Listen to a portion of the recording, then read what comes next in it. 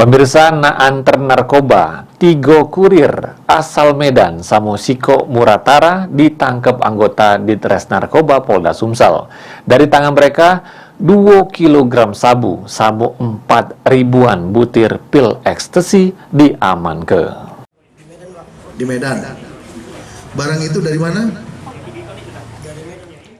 Anggota Ditres Narkoba Polda Sumsel berhasil nangkep 4 uang kurir narkoba, yang mana 3 uang asal Medan, Samosiko uang asal Muratara. Ketiga uang Medan ini ialah Iskandar, Jonathan, Samodiki, yang berkasnya sudah dilimpah ke kejaksaan karena masih di bawah umur. Sementara Siko uang asal Muratara ialah Farizal.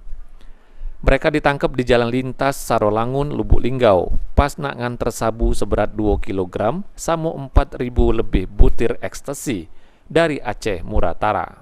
Barang haram itu ditaruh oleh pelaku di jero tas, diletak ke di jok buri mobil Wuling Benopol BK 1952 ACZ, yang juga diamankan sebagai barang bukti. Kita melakukan pengadangan di jalan.